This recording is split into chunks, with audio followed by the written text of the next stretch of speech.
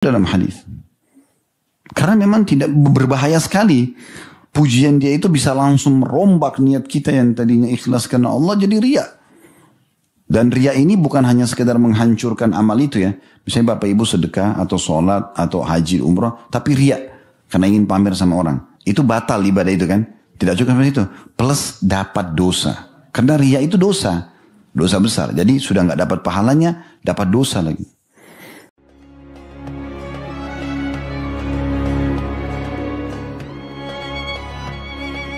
Assalamualaikum warahmatullahi wabarakatuh. Alhamdulillah, selalu saja lisan kita memuji Sang Pencipta Allah atas segala nikmat yang dilimpahkan kepada kita, termasuk Allah masih memberikan kita umur pada hari ini sehingga kita masih bisa menambah pahala untuk amal-amal saleh atau dari amal-amal saleh yang bisa kita kerjakan, serta bagi yang masih memiliki dosa punya kesempatan untuk bertaubat sehingga nanti lepas dari hisab pada hari kiamat. Tentu ini juga diikuti dengan syukur dan alhamdulillah atas nikmat kesehatan, keturunan, pasangan hidup dan apapun yang bisa membuat roda kehidupan kita berputar di muka bumi ini. Allah memerintahkan kita untuk menikmati dan juga berterima kasih kepadanya. Oleh karena itu selalulah mengucapkan alhamdulillah. Selanjutnya kita panjatkan salam hormat kita kepada utusan Allah Nabi besar Muhammad sallallahu alaihi wa ala alihi wa sahbihi wasallam sebagaimana Allah telah perintahkan kita untuk mengucapkan salam hormat tersebut. Pada kesempatan ini seperti biasa di hari Jumat yang penuh dengan berkah di pukul 13.00 selepas sholat Jumat kita akan melanjutkan bahasan bedah buku Sahih At-Targhib At-Tarhib dan kita masih dalam kitab puasa. Setelah menyelesaikan lengkap satu bab khusus masalah keutamaan puasa secara umum, sekarang kita akan kerucutkan ke bahasan masalah puasa Ramadan. Karena ini kajian kitab, walaupun bukan bulan Ramadan, maka bab demi bab akan berlanjut kita bahas. Dan memang ada hal penting untuk diketahui. Bukan berarti kita harus sedang melakukan ibadah tersebut, lalu kita membahasnya. Seperti misalnya membahas tentang masalah bab zakat sementara haul orang-orang yang hadir memang belum sampai misalnya. Atau membahas bab nikah sementara yang hadir masih banyak orang yang belum menikah misalnya. Atau membahas bab haji dan umrah sementara memang bukan di musim haji misalnya. Semua ini tidak masalah dalam agama karena memang setiap muslim punya kewajiban untuk mengetahui dan mengenal lebih dalam ajaran dan syariat Allah subhanahu wa ta'ala. Dan para salafus salih mereka mengkhususkan 6 bulan selepas Idul Fitri terus berdoa 6 bulan berturut-turut agar Allah subhanahu wa ta'ala menerima amal-amal mereka selama Ramadan. Berapa banyak umat Islam yang tidak mengamalkan ini. Selepas Idul Fitri mereka melupakan amal-amal yang pernah mereka kerjakan Ramadan, padahal sebenarnya kesempatan emas kita memohon kepada Allah agar seluruh amalan yang kemarin Allah terima, maksudnya di Ramadan.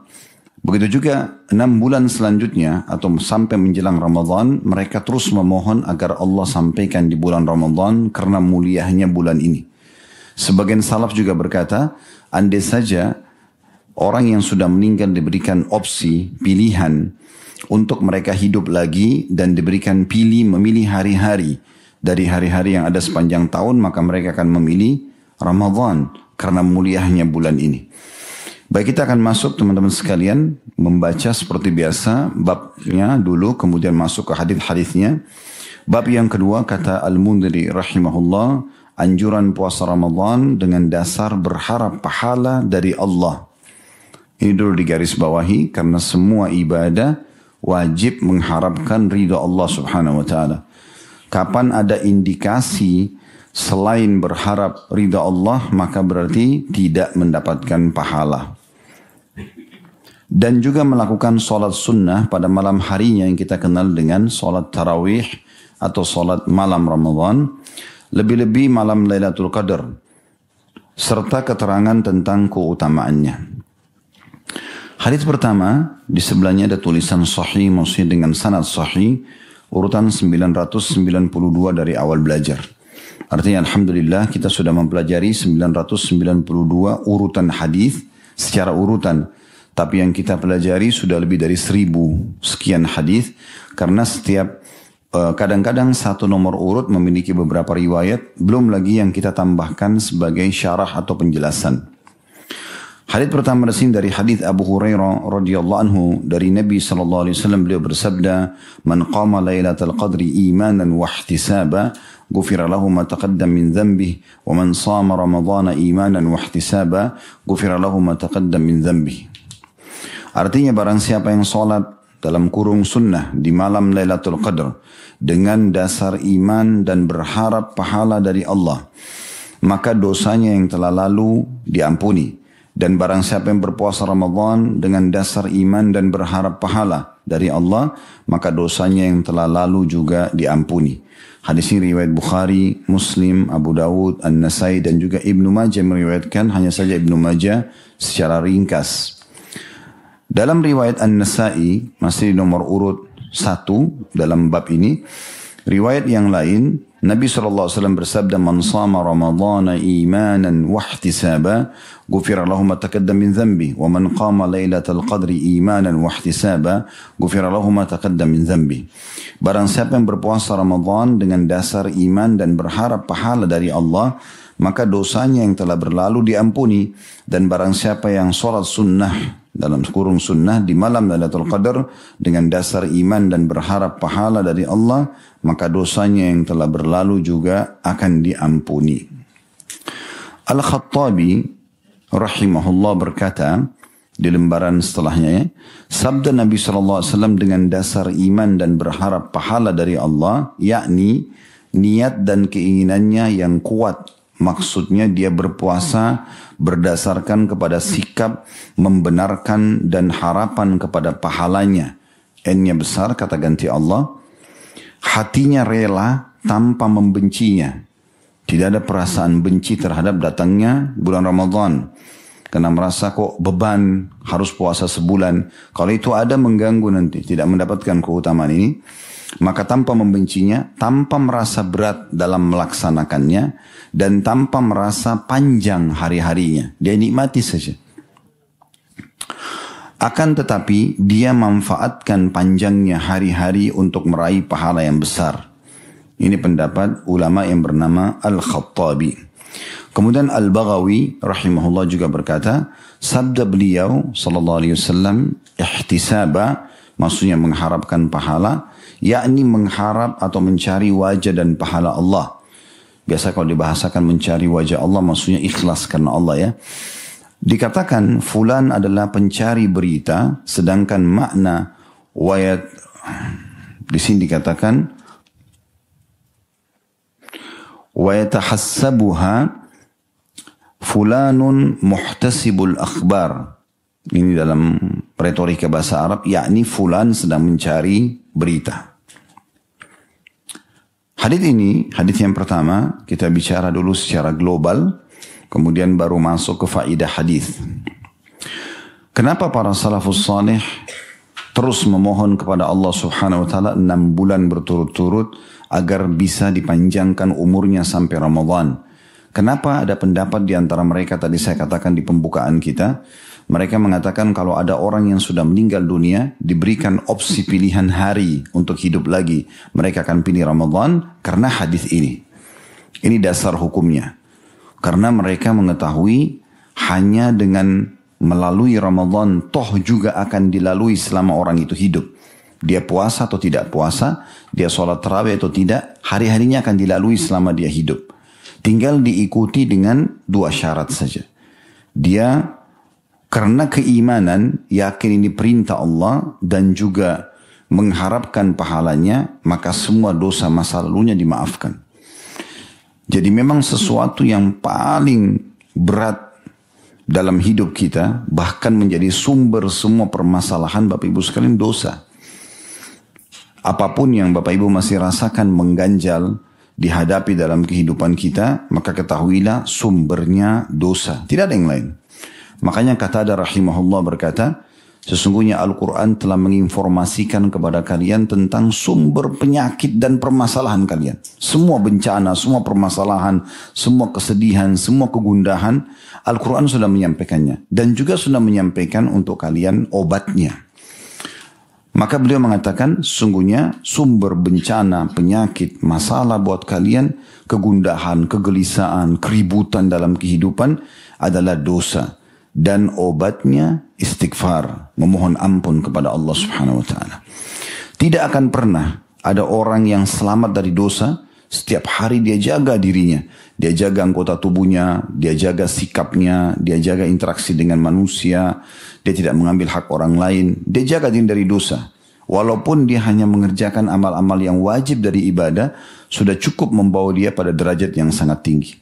Permasalahannya, syaitan tahu, ya, senjata yang paling ampuh untuk membuat orang tidak khusyuk dalam ibadah, atau bermalas-malasan dalam ibadah, melupakan Tuhannya dan janji-janji Allah Subhanahu wa ta'ala, itu adalah dosa.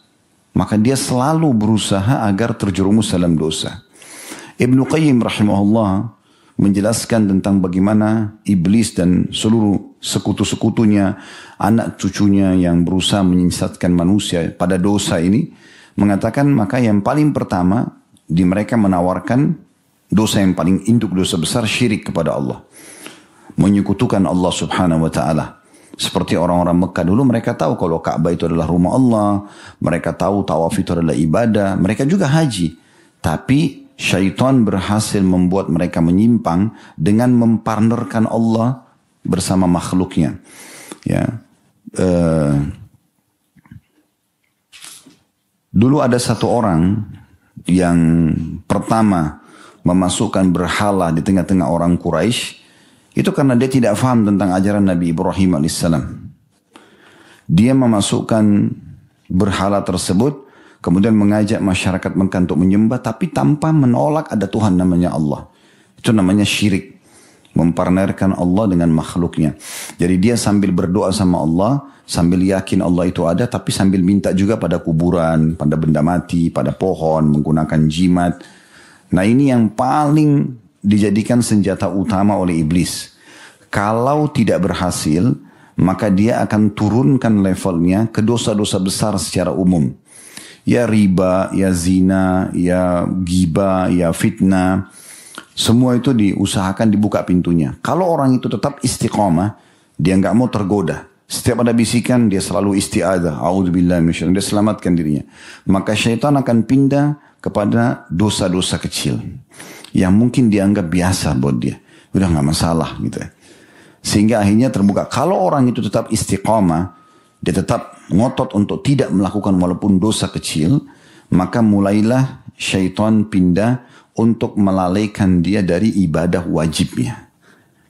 Sholatnya yang wajib-wajib sengaja diundur waktunya, ya. Sehingga akhirnya jauh dari awal waktu gitu kan. Sengaja dibisikin untuk membaca buru-buru dalam sholat. Sehingga akhirnya bacaannya tidak rapi misalnya. Ya. Jadi mengundur waktu, mengurangi kadar bacaan, mengurangi kadar khusyuk. Kalau orang itu tetap ngotot, dia tetap berusaha menjaga dirinya untuk khusyuk kepada Allah Subhanahu wa ta'ala. Tetap dia konsentrasi, dia berusaha. Maka syaitan akan berusaha melalaikan dia dari amalan-amalan sunnahnya. Dia tidak mau mengerjakan amalan sunnah, gitu kan.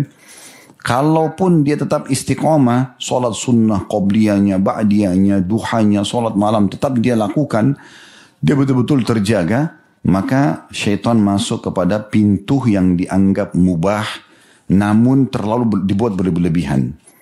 Mandi, makan, minum, tidur, tapi berlebihan. Dibuang banyak waktu di situ. Sehingga akhirnya yang tadinya waktunya bisa dicatat pahala malah berubah hanya menjadi mubah. Ya. Begitu terus syaitan. Dan satu syaitan menggoda kita membaca a'udzubillahi minasyaitonirrajim, maka akan datang syaitan yang lainnya. Karena yang tadi sudah dipanah oleh malaikat dengan panah api. Karena a'udzubillahi minasyaitonirrajim artinya aku berlindung kepada Allah dari syaitan ar-rajim yang dirajam dengan panah api, ya, oleh para malaikat. Jadi kalau Bapak Ibu merasa terganggu, mau ibadah atau ada bisikan untuk berbuat dosa, lalu kita membaca a'udzubillahi minasyaitonirrajim, maka Allah utus malaikat untuk membakar syaitan yang menggoda kita itu. Cuman, kenapa kok masih tergoda Ustaz? Karena datang sepupunya, datang pamannya, penggantinya ada. Artinya kita nggak boleh lalai, nggak boleh dengan baca sekali, oh berarti saya sudah aman dari syaitan, tidak. Dan perlu digarisbawahi, syaitan itu Allah sudah katakan inna kaida syaitani kana dha'ifa. Sesungguhnya tipu daya syaitan itu lemah. Syaitan hanya bisa membisikkan. Siapa di antara kita teman-teman pernah didatangi syaitan menjelma cekik lehernya, kalau kamu tidak zina saya bunuh kamu. Gak ada sama sekali. Sekarang Bapak Ibu pada saat mau datang ke pengajian sini, bisa saja syaitan goda, untuk apa pergi ke sana, gak usah lah. Mungkin minimal bisa dengarin online, gak usah offline-nya. Atau mungkin nanti setelah dikatakan begitu mungkin dibuat lalai. Udahlah nanti ada kesibukan ini dan seterusnya. Ya, akhirnya kita lalai. Tapi karena Bapak Ibu tidak berazam, saya mau datang misalnya. Syaitan gak bisa buat apa-apa. Dia gak bisa tahan mobil kita, dia gak bisa berhenti, gak bisa. Jadi begitu lemahnya dia sebenarnya. Cuma memang tidak berhenti. Dia terus saja membisikkan dari bisikan ke bisikan yang lainnya. Kata kuncinya adalah setiap bisikan baik untuk mengerjakan ketaatan atau menjauhi dosa dari malaikat. Dan setiap bisikan untuk meninggalkan ketaatan bahkan terjebak dalam dosa dari syaitan. Pilih bisikan malaikat dan tinggalkan bisikan syaitan. Ini sudah pernah kita sampaikan riwayatnya. Di mana Nabi SAW mengatakan, kalau seseorang di antara kalian terbangun di malam hari, maka pendampingnya dari malaikat akan mengatakan, sholatlah.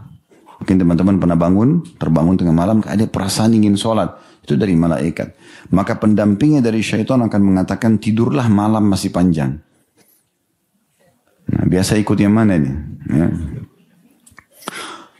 Jadi kadang-kadang, waktu sebenarnya tinggal setengah jam lagi subuh. Oh, masih ada setengah jam, tidur aja deh. Kebablasan akhirnya. Gitu kan? Lewat. Padahal sebenarnya setengah jam itu, belum dia wudu, buang air besar, buang air kecil, belum dia bersih-bersih. Mungkin sisa 10 menit nanti untuk sholat. Gitu kan. Jadi kalau sudah Allah bangunkan malam, udah bismillah bangun aja. Gitu kan. Dan kata Nabi SAW, siapa yang terbangun di malam hari, maka hendaklah dia mencuci hidungnya. Istinsyak namanya. Seperti orang kalau wudu, ya masukkan air di mulut dan hidung, kemudian dikeluarkan karena syaitan bertengkar di hidung seseorang di antara kalian. Coba perhatikan kalau ngantuk, bangun tengah malam mau sholat, maka wudu atau masukkan air ke hidung. Insya Allah hilang ngantuknya. Ya. Kita tidak bicara kalau orang itu memang dasarnya sakit, dia memang belum tidur sama sekali, ngantuk berat, itu lain. Tapi kalau normal tidurnya, udah 3 jam, 4 jam ke atas tidur, sudah cukup sebenarnya. Makanya Allah memuji hamba-hamba yang mengatakan, Kanu qalila minal laili ma yahja'un. Hamba-hamba Allah yang terpuji itu mereka sedikit sekali tidur di malam hari. Wabil ashari hum yastaghfirun. Dan di waktu sahur menjelang subuh mereka banyak memohon ampun. Mohon ampun ini pernah Luqman alaihissalam. Pendapat yang kuat mengatakan beliau adalah seorang nabi. Surah Luqman, surah nomor 34. Disebutkan tentang nama beliau. Beliau pernah mewasiatkan anaknya mengatakan, wahai anakku, sesungguhnya Allah telah menyiapkan waktu-waktu khusus diijabah doa. Nah, kita sudah tahu misalnya kayak kita antara azan dan iqamah pada saat hujan turun sepertiga malam. Maka kalau itu kau temukan, perbanyaklah istighfar. Dia nggak bilang sama anaknya, minta ini, minta itu. Perbanyak istighfar. Kenapa? Karena kalau kita istighfar dan dosa kita dimaafkan, semua fasilitas yang Allah janjikan untuk orang beriman kita akan dapatkan. Penghambat fasilitas tersebut, rezeki, keluar dari permasalahan, itu adalah dosa. Sumbernya di situ. Ya, jadi ini saja kata kuncinya sebenarnya. Oleh karena itu memang Ramadan ini datang membersihkan dosa-dosa kita. Itu satu keutamaan yang luar biasa. Dan itu terjadi setiap malam. Setiap hari dari hari-hari Ramadan. Bahkan Nabi SAW mengatakan dalam hadis nanti insya Allah kita pelajari. Sesungguhnya Allah memiliki hamba-hamba yang dihapus namanya dari api neraka. Di Ramadan, dan itu terjadi pada setiap malamnya. Ini tidak ada di hari-hari lain gitu. Tidak ada di hari-hari lain. Jadi ini landasan kenapa para ulama salafus salih atau para kaum sebelum kita dulu, mereka berharap sekali amal-amal mereka di Ramadan diterima. 6 bulan mereka berdoa terus setelah Idul Fitri agar Allah kabulkan termasuk pengampunan dosa, dan kemudian 6 bulan sisanya sampai Ramadan akan datang mereka meminta agar disampaikan di Ramadan lagi. Gitu.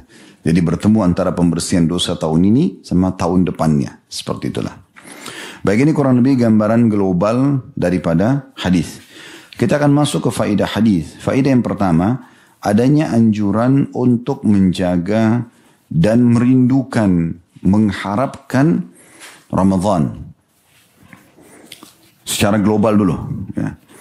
Maksudnya mengharapkan kita sampai di Ramadan. Diikuti dengan mengerjakan semua jenis ibadah di dalamnya.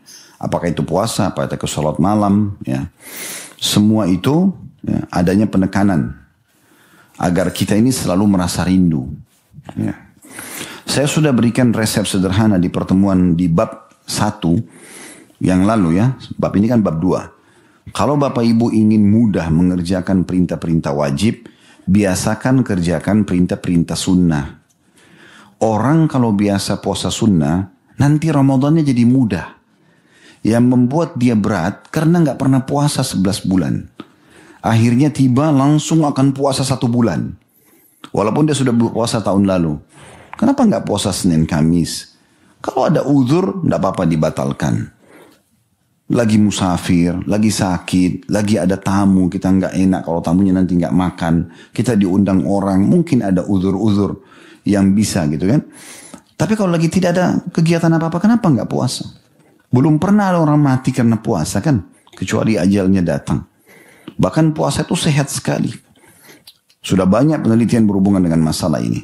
Oleh karena itu kita terapkan ini mulai. Kalau bukan sekarang lalu kapan gitu.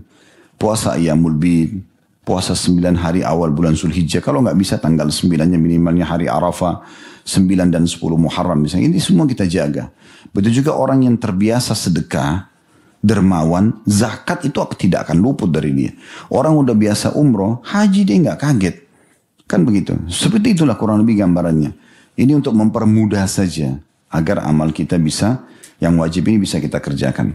Dari 2 riwayat dalam nomor urutan 1 ini ada faedah pertama dari hadis, yaitu penekanan agar setiap muslim merindukan, mengharapkan ya, Ramadan, dia bisa sampai di Ramadan untuk mengerjakan semua ibadah yang ada dalam situ, rangkaian puasakah ataupun sholat malamnya, baca Qur'annya, zikirnya, sedekahnya dan seterusnya. Faedah kedua dari hadis adalah adanya syarat mutlak dalam ibadah agar ibadah itu benar-benar maksimal kita bisa dapatkan. Yang pertama adalah keimanan. Keimanan. Makna keimanan karena Allah. Maksudnya begini supaya mudah fahami. Ada orang, tidak ada orang, Bapak Ibu tetap puasa. Tetap sholat. Dilihat orang, tidak dilihat orang, tetap puasa, tetap sholat. Itu namanya karena Allah. Kalau kapan ada perasaan muncul dalam diri kita, mau sedekah, tunggu dulu orang lihat, berarti bukan karena Allah, karena manusia itu. Dia memperindah sholatnya, memanjangkan sujudnya dan doanya serta zikirnya, itu kalau dilihat orang, berarti itu sudah karena orang, bukan karena Allah SWT. Dan Allah paling benci dengan perbuatan riya. Ini masuk dalam dosa besar, walaupun riya itu adalah syirik kecil, tapi dia dosa besar. Makanya kata Nabi SAW, akhwafu ma akhafu alaikum asyirkul asgar atau syirkul khafi. Yang paling aku khawatirkan dari kalian adalah syirik yang tersembunyi atau syirik kecil. Maka para sahabat bertanya, ya Rasulullah, apa yang Anda maksudkan dengan syirik tersembunyi itu? Partnerkan Allah, yang Allah benci, dosa besar, tapi tersembunyi. Kata Nabi SAW, riya. Mereka mengerjakan ibadah karena ingin dipuji oleh manusia. Apa yang Bapak Ibu kejar dari pujian itu? Sering saya ingatkan di pengajian. Lisan orang, pujian itu hanya sepanjang lidahnya. Kamu hebat ya, kamu alim ya, kamu dermawan. Habis itu apa? Badan kita tambah sehat, mata kita tambah terang, gak ada didapat apa-apa. Untuk apa? Kalau sudah tahu, alhamdulillah. Kalau belum tahu, di dalam Islam, dalam bab pujian ini, kalau kita mau memuji seseorang, dan pujian itu sifatnya duniawi. Prestasi dunia.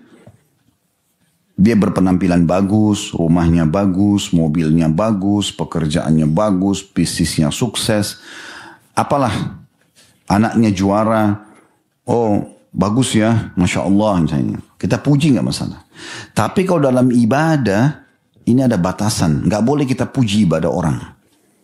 Kita gak boleh puji. Oh, kamu hebat sekali sholat malammu ya. Kamu luar biasa bolak-balik pergi umroh dan haji. Ini gak boleh dalam Islam. Gak boleh puji ibadah orang, gak boleh. Ya. Karena pujian ini disebutkan dalam sebuah hadis, Pernah ada orang sholat bagus sekali di zaman Nabi SAW.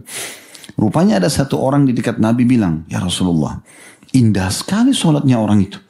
Dipuji-puji. Kata Nabi SAW, sesungguhnya engkau telah mematahkan leher saudaramu. Ya. Jangan kau biarkan dia mendengarnya, karena engkau akan membinasakannya. Tadinya dia ikhlas, bisa berubah jadi riya itu.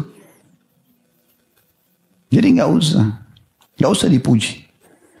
Udah kalau kita lihat ada orang sholat, alhamdulillah. Mudah-mudahan ya Allah dia ikhlas. Mudah-mudahan saya juga bisa seperti dia. Nah begitu.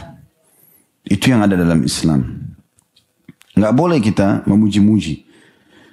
Banyak sekali riwayat melarang masalah itu. Umar bin Khattab bahkan pernah marah besar dengan seseorang yang puji-puji ibadahnya orang lain di depan dia. Umar mengatakan, sesungguhnya kau telah menyembelihnya. Semoga Allah menyembelihmu. Ya, Umar karena marahnya. Karena orang ini, ada orang yang memang kerjanya tiap hari cuma puji-puji orang saja. Ini disilakan dalam bahasa Arab maddahin. Orang seperti ini, kalau dia puji ibadah, itu dianjurkan untuk melemparkan pasir di wajahnya. Begitu dalam hadis. Kalau dia cuma datang, oh kamu hebat sekali ya, kamu begini, ambil pasir, lempar mukanya. Begitu dalam hadis. Karena memang tidak berbahaya sekali. Pujian dia itu bisa langsung merombak niat kita yang tadinya ikhlas karena Allah jadi riya. Dan riya ini bukan hanya sekedar menghancurkan amal itu ya. Misalnya Bapak Ibu sedekah atau sholat atau haji umrah, tapi riya. Karena ingin pamer sama orang. Itu batal ibadah itu kan. Tidak cukup seperti itu. Plus dapat dosa. Karena riya itu dosa. Dosa besar. Jadi sudah nggak dapat pahalanya, dapat dosa lagi. Saya pernah kasih resep, tapi tidak usah dikerjakan. Kalau ada orang yang memang niatnya selalu mau riya, sayang sekali ini buang-buang waktu. Misalnya dia sholat malam, khusyuk. Besok diceritain sama teman-temannya. Semalam kamu sholat malam nggak? Saya sholat malam. Nggak ada yang nanya. Dia cerita sendiri. Orang seperti ini buang-buang waktu. Saya sarankan malam pas dia mau sholat jam 2 malam misalnya. Siapa target dia besok? Oh ibu fulana. Oh bapak fulan. Ketuk rumahnya bel. Taruh sejadah. Lihat ya saya mau sholat. Selesai. Untuk apa nunggu besok? Lama banget. Karena tujuannya untuk riya. Untuk apa?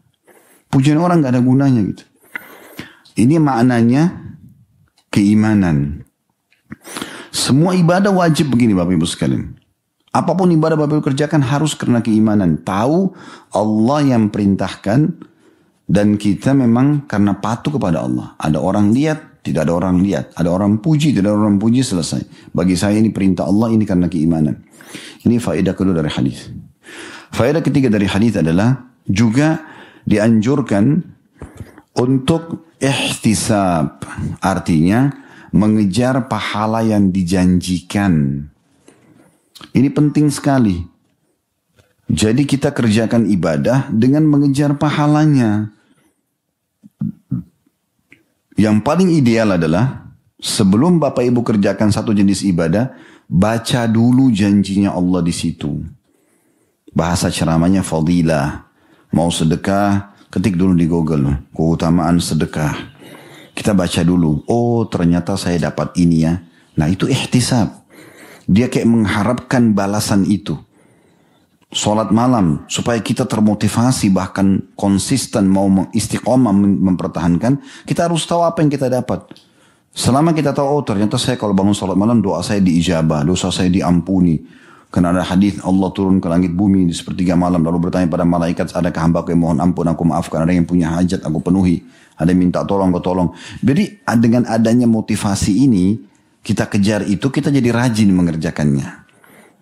Nah ini faedah ketiga dari hadis. Jadi usahakan semua ibadah yang Bapak Ibu ingin kerjakan, tahu dulu apa janjinya Allah di situ, apa yang kita dapatkan. Nah itu.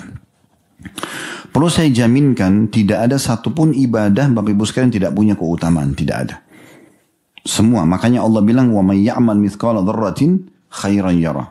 Siapa yang berbuat seperti biji sawi kecil, seperti debu dari kebaikan, dia pasti akan lihat, akan dibalas. Berarti tidak ada amal yang tidak ada balasannya. Wa may ya'mal mithqala dzarratin syarran yarah. Siapa yang berbuat seperti biji sawi dari keburukan juga akan diperlihatkan dan akan dihukum dia. Jadi semua ibadah pasti akan ada motivatornya. Nah perlu ditahu. Sayang sekali kalau kita tidak pernah baca. Kenapa banyak umat Islam malas baca Quran? Karena dia tidak tahu keutamaannya. Coba kalau dia tahu, dia baca. Kita terdorong. Sekarang kita dengarin puasa Ramadan. Mulai kan kita membayangkan Ramadan ya. Oh ya Ramadan. Oh ya saya harus merindukan. Oh ya saya. Karena kita pelajari keutamaannya. Nah seperti itu semua jenis ibadah. Jadi saran saya jangan pernah kerjakan ibadah kecuali sudah tahu janji Allah di ibadah itu. Supaya kita mengejar apa yang Allah janjikan. Dan itu puncak daripada ibadah. Ini faedah ketiga dari hadis. Faedah keempat dari hadis adalah adanya anjuran untuk selalu menghidupkan sholat malam. Di sini memang berbunyi Ramadan. Bahkan secara khusus Lailatul Qadar. Tapi bukan berarti hanya malam itu. Cuma puncak dari semua sholat malam itu berada di Lailatul Qadar. Puncaknya. Ya. Jadi kalau kita bahasakan sholat malam yang paling afdal kapan? Ya pada saat Lailatul Qadar itu. Tapi setiap malam kita dianjurkan untuk mengerjakan. Kata Nabi SAW, jangan pernah kalian tinggalkan sholat malam karena dia kebiasaan orang-orang saleh sebelum kalian. Jangan pernah tinggalkan. Sholat malam itu luar biasa gitu. Betul-betul jauh dari ria. Kita kecuali orang sengaja ya dia mau pamer. Ya, pakai mukena terus status dulu kan gitu misalnya. Nah itu lain. Tapi kalau dia memang antara sama Tuhan dia bangun, dia ingin meraih pahala. Karena orang begitu ya, setiap mau ibadah pasti status dulu. Jadi akhirnya sama saja dia sedang memberitahukan orang lain saya mau ibadah loh ini kan jadi dosa nanti. Jadi ria. Ria itu membatalkan ibadah dan dosa ya. Jadi nggak perlu gitu. Nah di sini kita melihat adanya perintah untuk sholat malam dan kata Aisyah radhiyallahu anha termasuk sholat yang tidak pernah ditinggalkan oleh Nabi SAW adalah sholat malam itu sendiri. Kita bermunajat antara kita sama Tuhan kita Allah SWT. Pernah kami titik beratkan masalah itu walaupun cuma 2 rakaat dulu. Biasakan dulu, kemudian 4 rakaat, kemudian 6 rakaat, kemudian 8 rakaat, baru kemudian ditambah dengan witir. Mungkin 1 dulu, kemudian baru berkembang jadi 3. Bertahap supaya jiwa kita terbiasa. Ya. Jangan langsung kagetkan, oh tadi Ustadz bicara masalah qiyamul lail, sholat malam. Nanti malam saya akan sholat langsung baca Al-Baqarah misalnya. Besok nggak bakal sholat lagi itu. Nah, iya. Walaupun saya tahu tidak ada yang baca di sini Al-Baqarah mungkin ya. Tapi contohnya, orang kalau kagetin dirinya nanti akhirnya dia susah. Ya. Pernah Nabi Muhammad SAW masuk ke dalam masjid beliau sebelum subuh. Beliau temukan dari satu tiang ke tiang sebelah ada tali. Terikat gitu. Maka beliau tanya ini tali siapa? Kata orang-orang situ, tali anak anda ya Rasulullah. Zainab radhiyallahu anha, anak Nabi SAW. Beliau kalau sholat malam ke masjid Nabi. Kemudian kalau dia ngantuk, dia bergelantungan di tali itu. Supaya tetap sholat gitu. Tapi Nabi SAW larang, cara seperti ini nggak boleh. Nabi SAW mengatakan, cabut tali ini. Kalau seseorang di antara kalian sedang ngantuk berat, capek, istirahatlah. Karena jiwa kita juga harus siap untuk menerima itu. Ya. Dan saya pernah juga berbagi, bukan ajarkan, tapi saya berbagi. Kita bisa mendapatkan ekstra pahala dari sebuah ibadah dengan cara mengemasnya. Misal kita bangun malam hari, mau sholat nih. Tapi kita memang tidak niat dari awal. Kebetulan aja bangun jam 3. Kalau sekarang mungkin 40 sekian menit subuh misalnya, kita bangun jam 4 misalnya. Tiba-tiba bangun, terus kita berpikir saya mau sholat deh. Dapat pahala. Tergantung kadar keikhlasan nanti dia. Tapi ada cara untuk bisa mendapatkan selain pahala sholat malamnya, kita juga dapat pahala kemasan dari ibadah itu. Bagaimana mengemasnya? Contoh, memang sebelum tidur Bapak Ibu sudah niat, saya mau nanti bangun sholat malam. Bunyiin alarm di handphone misalnya. Disiapin mukena dan sejadahnya yang bersih, dibubuhi parfum dan minyak wangi misalnya. Gitu kan? Dia sudah pilih surah apa yang dia mau baca. Mungkin bapak-bapak sudah disiapin baju kokonya khusus, kopiannya, sejadahnya yang bagus untuk sholat malam. Ini kemasan namanya, mengemas ibadah itu. Ini ada pahala sendiri. Ada pahala sendiri. Ya.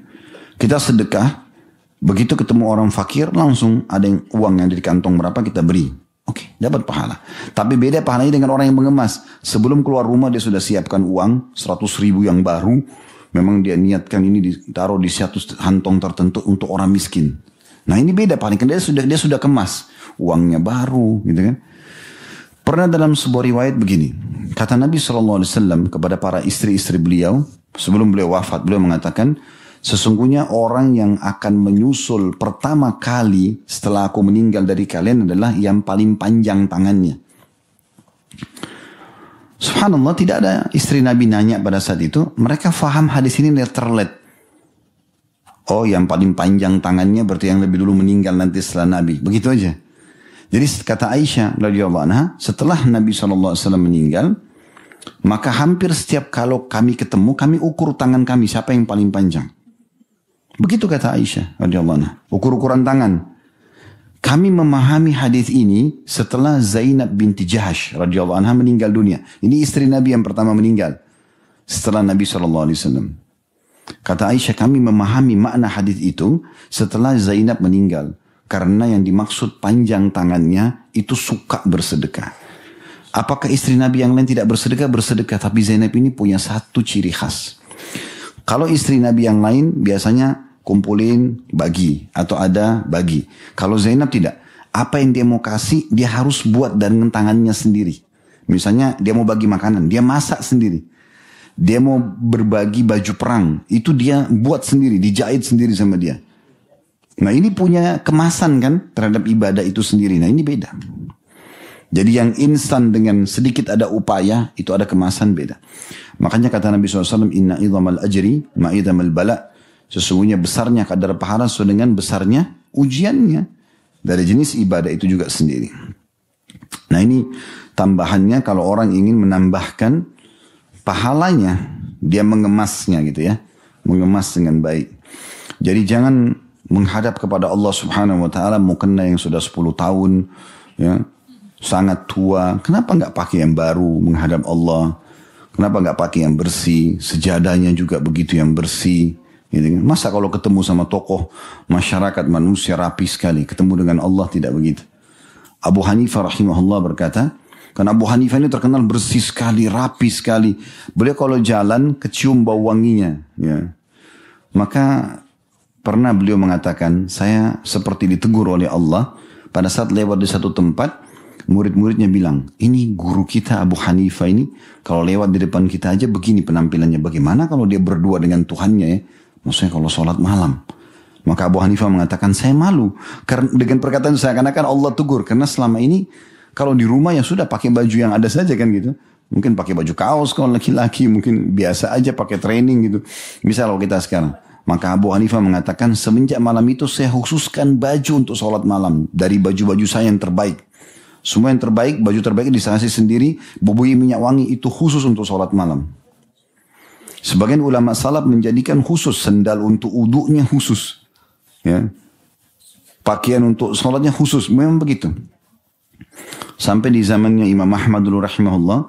Beliau pernah lagi mengajar hadis, kemudian ada orang yang datang lalu mengeluh mengatakan, wahai imam, ada orang lagi kesurupan, kemasukan jin, tolong anda datang, bantu ruqyah dia. Karena Imam Ahmad, saya lagi mengajar. Tapi itu ada sendal saya selalu pakai uduk, tidak dipakai yang lain, khusus uduk. Bawa sendal itu, tepukkan di atas kepalanya orang yang kesurupan, bilang sama jinnya, kalau kau tidak keluar Imam Ahmad akan datang. Begitu aja. Rupanya sendalnya ini dibawa sama orang itu. Dia tepuk. Jinnya ini tahu kalau itu sendal Imam Ahmad untuk bersuci saja. Keluar jinnya. Berjalan waktu meninggal Imam Ahmad. Ada orang kesurupan lagi. Orang ini ingat. Oh dulu pakai sendalnya Imam Ahmad nih. Cuma ditepuk. Jinnya lari. Lalu dia bilang sama ya orang ini datang bawa sendal itu mengatakan. Kalau kau tidak datang keluar Imam Ahmad akan datang. Kata jinnya Imam Ahmad sudah meninggal. Tapi terlepas daripada kisah itu, intinya Imam Ahmad menghususkan, Abu Hanifah menghususkan, Imam Malik rahimahullah, beliau kalau mau mengajar hadis seperti ini, beliau mandi dulu, beliau uduk dulu, beliau pakai baju yang terbaiknya, baru beliau menyampaikan hadis Nabi, karena memuliakan. Ini kemasannya ini, ya kemasan itu penting. Jadi yang terbaik, sama dengan haji dan umroh, tidak usah selalu cari diskonnya. Ya, transit berapa kali penerbangannya, hotelnya jauh dari masjid, padahal mampu. Kenapa? Kemas yang bagus, cari tempat yang baik, kalau perlu pakai bisnis kelas. Gak ada yang mubazir dalam masalah itu. Nikmat, ibadahnya juga tenang, masjid dekat, ya kan? Dan juga Allah ganti. Kenapa harus perhitungan gitu? Contoh, kemas yang baik, gitu kan? Kemas yang baik ibadah tersebut, ini contohnya. Dan seterusnya bisa ditarik dalam setiap jenis ibadah itu sendiri. Sama juga dengan masalah dosa ya. Jadi kalau orang sengaja memang dia, tempat ini atau orang ini misal bisa mengajak saya pada dosa. Dia mengemas dirinya supaya jangan dia terjerumus dalam dosa itu. Dengan cara misalnya dia membatasi pergaulan, dia tidak sengaja lewat di situ kecuali darurat misalnya. Nah seperti itu. Itu ada kemasan tersendiri. Ya, terhadap meninggalkan dosa-dosa juga. Nah seperti itu kurang lebih. Baik, itu tadi yang keempat ya, tentang masalah sholat malam. Faedah keempat dari hadis. Secara umum sholat malam dianjurkan untuk dikerjakan. Dan secara khusus puncaknya, kalau kita bisa bilang rajanya sholat malam itu adalah di Lailatul Qadar. Lailatul Qadar satu malam kita sudah tahu di malam-malam ganjil di akhir Ramadan. Kemudian yang faedah kelima yang terakhir adalah kalau orang berpuasa Ramadan dan juga sholat malam karena yakin itu adalah keimanan, karena Allah yang perintahkan dan juga mengejar pahalanya, serta dia berusaha mengemasnya dengan baik, maka akan dibersihkan dosa-dosanya yang telah lalu. Ini faedah dari hadis, 5 buah faedah yang bisa kita ambil. Baik, kita akan masuk hadis kedua dengan sanad sahih, urutan 993 dari awal belajar berbunyi, dan darinya, maksudnya sahabat yang sama, Abu Hurairah radhiyallahu anhu, karena hadis pertama juga dari Abu Hurairah. Dia berkata, karena Rasulullah sallallahu alaihi wasallam yuraggibu fi qiyami Ramadan min ghairi an ya'murahum bi'azimah. ثم يقول من قام رمضان إيمانا واحتسابا غفر له ما تقدم من ذنبه.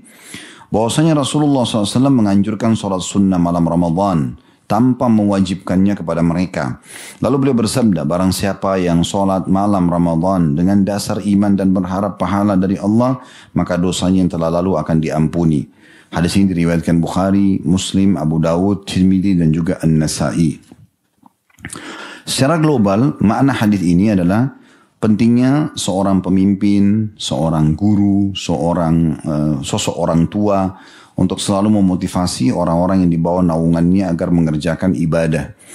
Nabi SAW selalu memotivasi para sahabat untuk mengerjakan ibadah dan dibedakan mana yang wajib dan mana yang sunnah. Kalau yang wajib kita tekankan sekali untuk dikerjakan, apalagi kalau kita punya kekuatan power orang tua pada anak misalnya, atasan pada bawahannya, misalnya pemimpin negara pada masyarakatnya, agar yang wajib ini tidak boleh terbengkalai, gitu kan?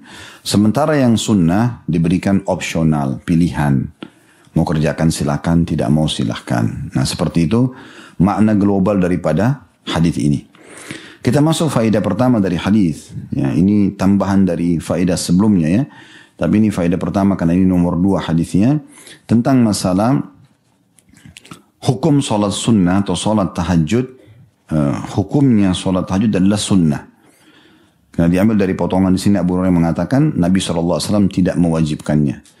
Juga diambil daripada sikap beliau di hari-hari pertama Ramadan, di awal disyariatkannya sholat malam, beliau keluar sholat hari pertama, setelah itu beliau tidak keluar lagi.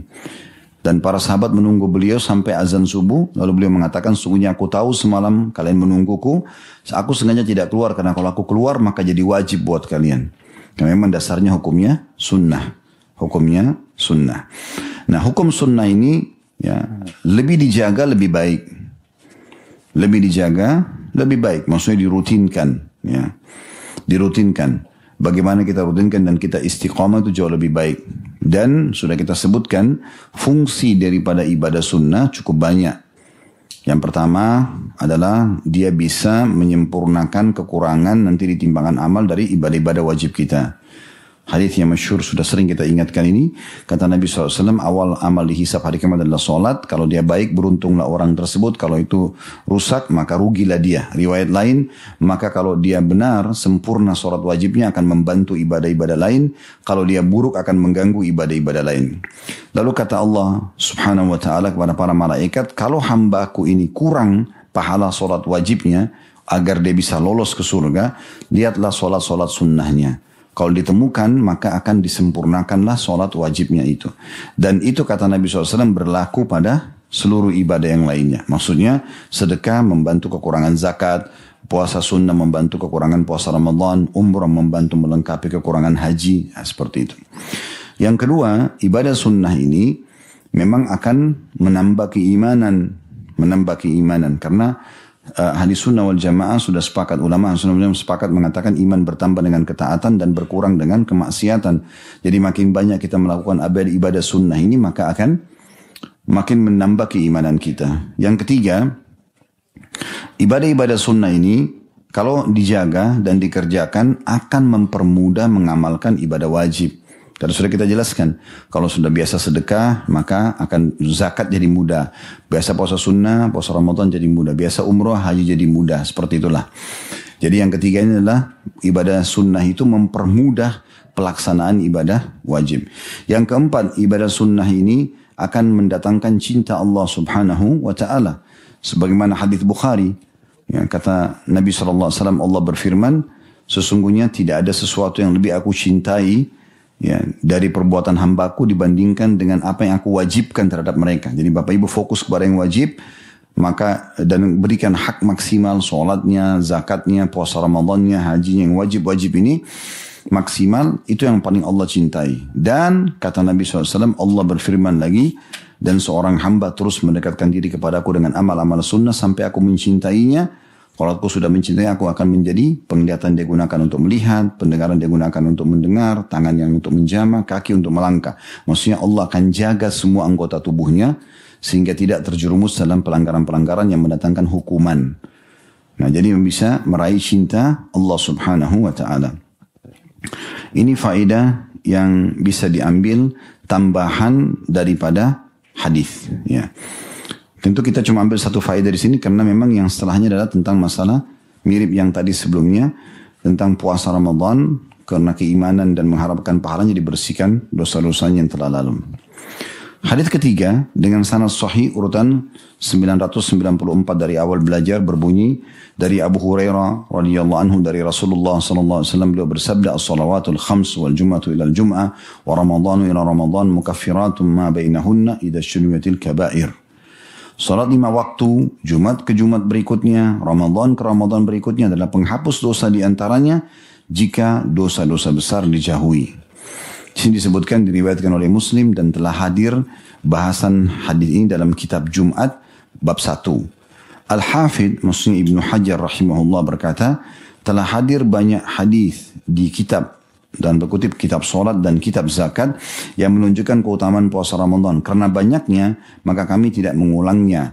Barang siapa yang menginginkan sebagian darinya, maka silakan merujuk di tempatnya. Hadis ini memberikan gambaran kepada kita tentang kemahamurahan Allah subhanahu wa ta'ala, di mana Allah menyiapkan banyak sekali fasilitas buat kita untuk membersihkan dosa-dosa kita. Ya, dan dosa-dosa ini kita tidak pernah tahu tentang masalah kadarnya seperti apa. Jangan pernah anggap remeh ya. Jangan pernah mengatakan, oh ini kan cuma begini. Masa sih saya akan dihukum sama Allah? Gak boleh kita berpikir seperti itu. Ya, karena dosa-dosa ini walaupun dia kecil, kata Nabi SAW, diberikan gambaran ibaratnya seperti satu kaum yang turun di satu lembah. Kemudian pemimpin mereka menyuruh setiap anggota kafilah itu mengumpulkan ranting-ranting kering. Setelah itu dikumpulkan ranting-ranting kering tersebut. Setelah terkumpul maka juga akan menjadi api unggun yang besar. Maksudnya dosa kecil itu dari sini satu, di sini satu, di sana satu, lama-lama jadi besar juga. Karena banyaknya setelah diakumulasikan. Oleh karena itu jangan anggap remeh. Dan kata Nabi SAW, dosa itu kalau seorang hamba melakukan maka akan menjadi seperti titik hitam dalam hati hamba tersebut. Mulai menggelap hatinya. Kalau dia bertaubat, dia tinggalkan, kembali putih, bercahaya lagi. Tapi kalau dia ulangi dosa itu maka akan bertambah titik tersebut. Kalau dia terus ulangi, lama-lama hatinya jadi hitam kelam. Maksudnya hitam kelam ini sudah sulit mendapatkan hidayah. Dia satu mobil sama temannya, tabrakan, temannya kepalanya pecah, hancur, mati. Dia terjadi gempa dan longsor, dia berhasil selamat, teman-temannya dan kerabatnya meninggal. Tidak ada tersentuh. Melihat jenazah, nggak tersentuh. Seakan-akan dia akan hidup selamanya. Nah itu kalau hatinya sudah kelam. Bahkan Allah menggambarkan ada hati yang lebih keras daripada batu. Ya. Seperti hati Fir'aun, hati Namrud. Memang sudah membangkang terus. Nggak mau yakin ada Allah. Nggak mau yakin dengan janji Allah, dengan ancaman Allah. Pokoknya semua gitu. Jadi hatinya jadi keras. Ya. Ini tidak boleh sama sekali tentu kita seperti itu ya. Baik, kita sekarang masuk ke faedah hadis. Faedah hadis ya. Yang pertama, keutamaan tentang menjaga sholat 5 waktu. Dan harus diperhatikan 3 hal dalam sholat. 3 hal harus dijaga dalam sholat. Yang pertama tepat waktu. Yang kedua tepat gerakan. Yang ketiga tepat bacaan. Kalau 3 hal ini ada, Bapak Ibu khusyuk. Azan stop semua aktivitas. Selesai. Mau transaksi 7 triliun pun berhenti. Gak pusing. Karena kalau kita mati gak dibawa itu. Sholat yang akan ditanya nanti. Berhenti. Sholat itu tidak lama. 5-10 menit. Apalagi kita orang Indonesia nggak usah diajar untuk cara cepat sholat gitu kan. Masya Allah. Walaupun harus lebih konsentrasi gitu. Yang kedua tepat gerakan. Harus benar gerakannya sesuai ajaran Nabi SAW. Dan tenang. Wajib tumaknina. Orang yang tidak tumaknina, tidak tenang gerakannya, batal sholatnya. Allah Akbar, buru-buru. Ya. Karena pernah ada satu orang di masa Nabi SAW dikenal sampai riwayat ini diberikan nama hadis musi'us shalah. Hadis tentang orang yang buruk sholatnya. Jadi datang dalam majelis Nabi di masjid, dia sholat cepat sekali. Selesai. Begitu salam datang ke Nabi, dia ingin dengarkan Nabi sampaikan apa. Kata Nabi SAW, kembalilah, sungguhnya kau belum sholat. Dia ulangi lagi, ternyata sama lagi, buru-buru juga. Datang lagi, Nabi mengatakan lagi, kembalilah, sungguhnya kau belum sholat. Terus begitu, sampai sudah berapa kali ternyata masih sama, dia mengatakan, ya Rasulullah, saya tidak tahu selain ini. Maka Nabi SAW ajarin tentang masalah tumaknina dalam sholat. Itulah ketenangan dan ketepatan dalam gerakan. Tenang aja. Allahu Akbar. Ya, tenang dulu. Berapa detik, baru baca iftitah. Ini baru Allah Akbar, iftitah sudah mulai jalan, padahal tangannya belum sampai ke dada. Ini belum selesai ruku sudah subhana rabbil azim. Jadi gak berikan haknya masing-masing. Tenang. Nabi SAW berikan gambaran sampai sendi-sendi kembali pada tempatnya. Itu hak sholat. Tidak boleh tidak. Tumaknina dalam sholat. Kemudian yang ketiga tepat bacaan. Pengucapannya. Dari iftitah Al-Fatihah. Tentu yang wajib-wajib Al-Fatihah. Tapi kalau kita sempurnakan dengan iftitahnya. Yang sunnah. Kemudian surah setelah Al-Fatihah. Kemudian doa ruku, doa itidal, doa sujud. Di antara doa sujud. Kemudian doa di tahiyat. Semua ini harus tepat. Dan sama. Diucapkan dengan jelas. Dan benar bacaannya. Pelajari dengan benar. Dalam gerakan sholat juga saya ingin berbagi. Agar Bapak Ibu bisa lebih mengatur gerakan. Maka saran saya saja, Bapak Ibu dahulukan gerakan, kemudian ucapan. Kayak misalnya, Allahu Akbar. Gitu ya. Kemudian ruku juga begitu. Kita ruku, baru Allahu Akbar. Bangun dari ruku, i'tidal. Gerakan dulu, Sami Allahu liman hamidah. Nah, begitu. Apalagi kalau jadi imam. Ya. Kalau jadi imam. Karena kan makmum tidak boleh dahului imam ya. Makmum cuma tahu dengar suara imam. Kalau imamnya Allahu Akbar, tangannya telat misalnya. Bisa saja makmumnya lebih dulu meletakkan tangan sebelum imam, kan gitu. Ini bagian tambahan saja. Baik, itu yang pertama. Jadi keutamaan menjaga 5 waktu sholat wajib dan sholat diperhatikan 3 poin, tepat waktu, tepat gerakan dan tepat bacaan. Kemudian faedah yang kedua tentang keutamaan Jumat.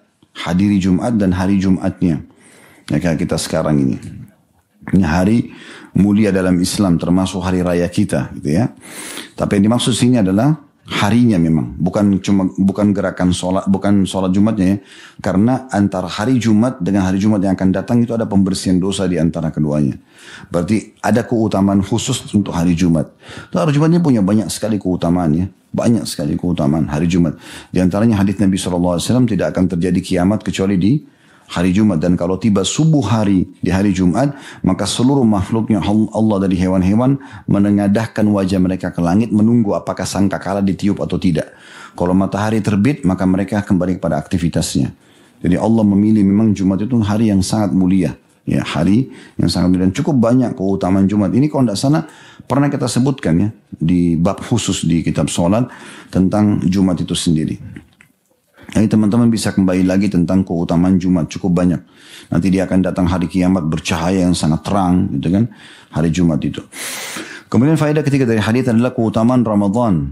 Ya, karena disebutkan dijadikan khusus dari Ramadan yang lalu sampai Ramadan akan datang, itu ada pembersihan dosa juga di antara kemudian ini jadi saksi bahasan kita tentang masalah Ramadan. Kemudian faedah yang keempat adalah pentingnya seseorang menjauhi dosa besar. Karena dosa besar ini akan selama dia ada menjadi penghalang pembersihan dosa kecil. Bagaimana caranya membedakan Ustaz dosa kecil sama dosa besar? Kalau dosa besar Bapak Ibu sekalian diikuti dengan ancaman.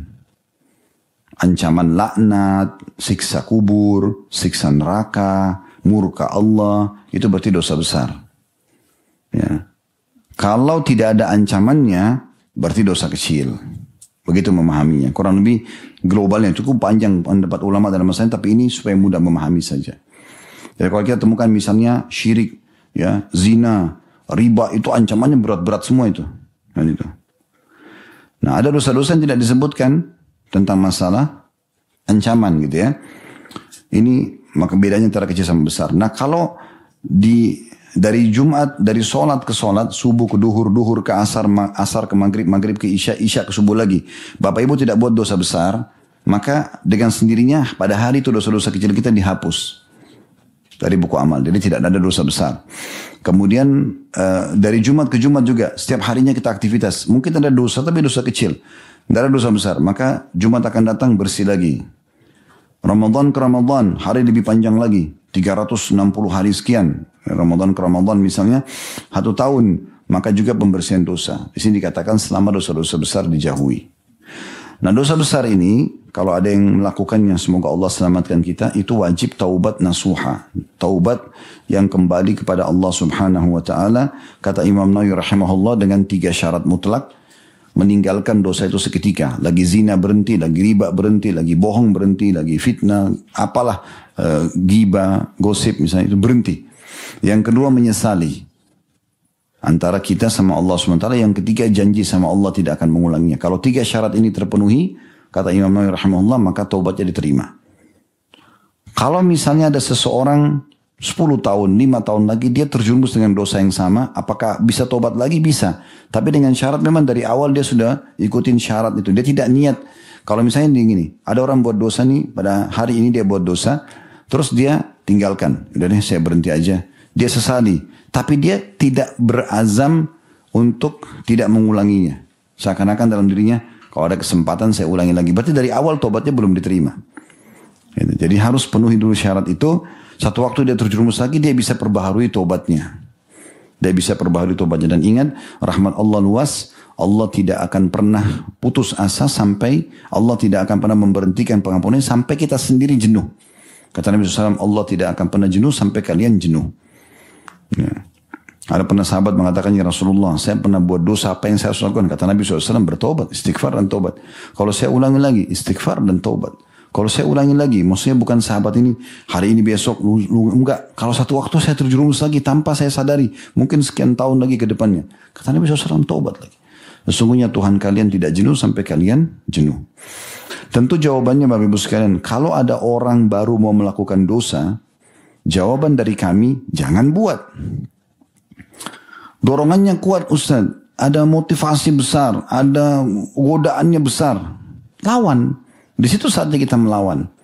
Karena sabar, ya, ada 3. Sabar dalam mengerjakan ketaatan, Bangun sholat malam, puasa, duduk majelis ilmu itu kan butuh kesabaran. Yang kedua, sabar dalam meninggalkan dosa. Kita semua punya peluang buat dosa, tapi dia sabar. Gejolaknya besar. Nggak, saya nggak mau, ini karena agama larang. Dia sabar. Dan sabar dalam cobaan harian. Jadi kalau ada godaan, dia sabar. Dia tolak itu. Ya. Jangan dia ikutin bisikan tersebut. Nah itu dia akan selamat insya Allah. Dengan izin Allah SWT dia akan selamat. Dan kalau ada keinginan untuk menemukan perbuatan amal soleh, segera raih. Ya, segera kerjakan. Dan jadikan selalu amal soleh itu adalah amal terakhir yang kita kerjakan. Allahu a'lam. Baik, kedepannya insya Allah kita akan lanjutkan hadis nomor 4 ya dalam bab kita ini. Begitu saja, kalau ada benar dari Allah, kalau ada salah dari saya mohon dimaafkan. Subhanakallahumma bihamdika asyhadu an la ilaha illa anta astaghfiruka wa atubu ilaik. Wassalamualaikum warahmatullahi wabarakatuh.